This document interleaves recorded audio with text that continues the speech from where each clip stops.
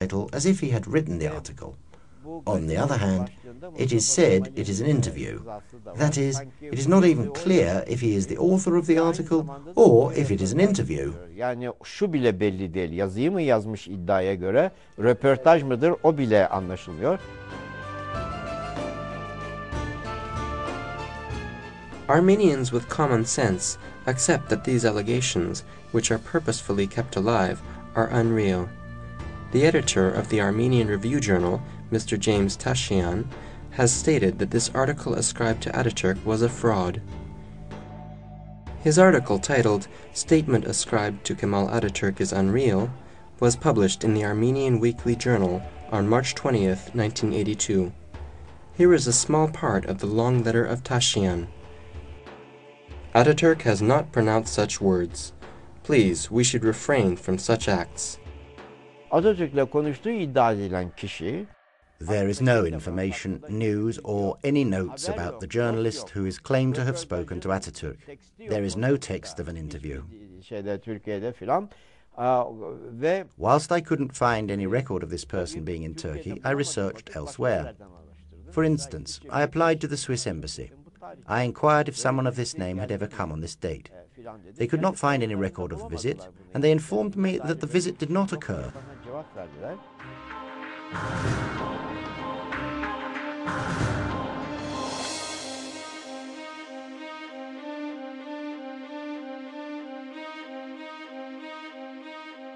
Among the documents that some Armenian circles use as the basis for genocide allegations, there are the memoirs of Henry Morgenthau.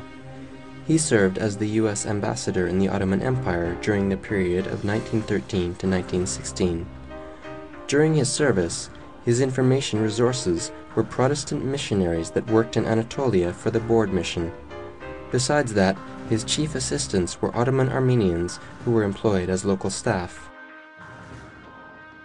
The Morgenthau story is not a report to the State Department.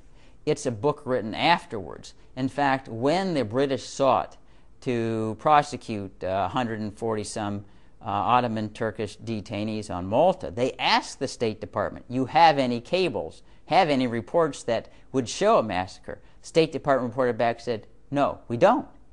So this is something that Morgenthau wrote. It's all hearsay. He didn't witness anything firsthand. And therefore it's subject to great doubt, especially because his chief assistants were Armenians at the time. The personality and activities of Morgenthau were viewed debatable even in his own country. Instead of his memoirs, the official reports of the following U.S. High Commissioner Admiral Bristol were accepted as reliable. With regard to Bristol, Admiral Bristol wrote reports, but they weren't necessarily overlapping in time with Morgenthau, but he stated that there were these invented massacres that were absolutely false, that were being paraded as truthful. So there obviously is, two views at two little different points in time, and Bristol, I think, was more on the ground than Morgenthau. Another resource used as a basis for genocide allegations is the Blue Book. The Blue Book is a publication of the World War I British Propaganda Office. The British established a propaganda office during World War I. This office published numerous books, brochures, and communiques for propaganda purposes. The publication known as the Blue Book is one of these. Mavi Kitap, Toynbee tarafından yazılmış değildir. The Blue Book was not written by Lord Bryce. Toynbee edited it. The book is a compilation of news from various sources. Haberlerin derlenmesinden ibarettir. No newspaper had any representatives in the region during the war. These are all made-up news items. Bunlar uydurulmuş haberler. They did not refrain from publishing them as if they were real incidents. This is what the Blue Book is. Mavi Kitap budur.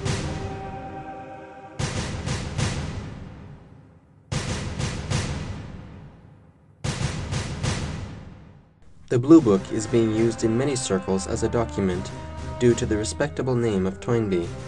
On the other hand, they turn a blind eye to thousands of documents and publications that prove the groundlessness of these allegations. Today, many documents and information in various libraries is under threat. It seems rather strange that anything that you find and you find reference to that's unfavorable to Armenia all at once mysteriously disappears out of an archives or disappears out of a library.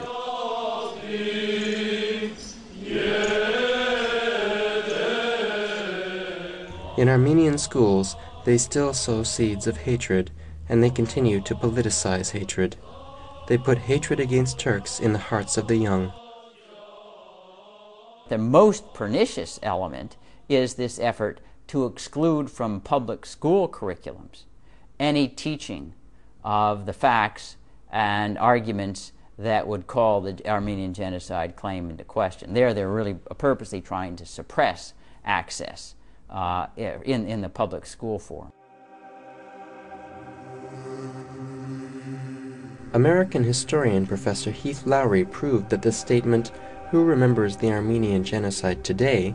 attributed to Hitler is unreal.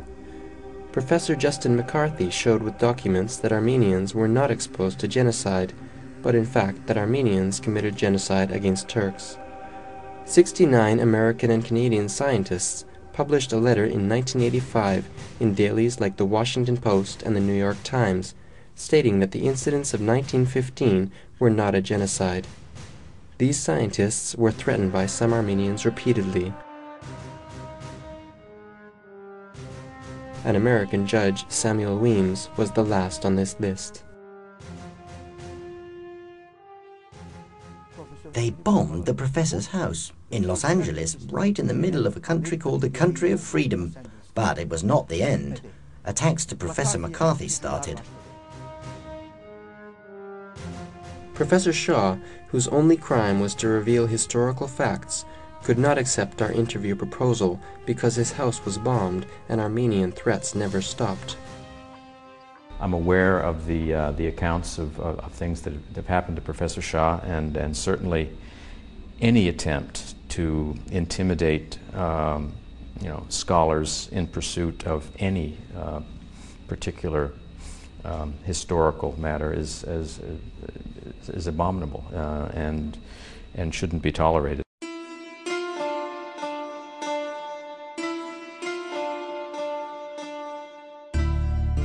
Even as late as the 21st century, fanatic Armenian nationalists still continue their efforts to silence the peace advances by means of blood and violence. Parliaments of Western states who serve for different goals try to keep the Turkish state under pressure with genocide allegations. Despite everything, Armenians and Turks keep their wish to live together and build the future together, and express this wish on every opportunity. Oggi si chiede conto dopo 80 anni. After 80 years, an account of the so-called Armenian genocide is requested. Now, as an Italian, as an heir of the Roman Empire, right or wrong, should I be responsible for what African Sione did in Carthage? 80 years, 800 years, or 1800 years, they are all the same to me. I address the diaspora. I address them for the following. Do not get stuck in 1915.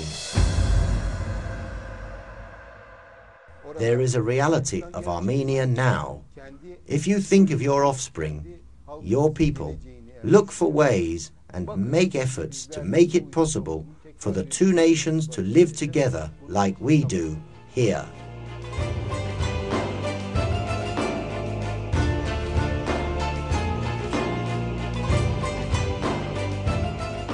In this critical threshold, everyone can benefit deeply from friendship and truth free of slander and lies. From the very start of Sora Gelin, this is what we wanted to remind people of.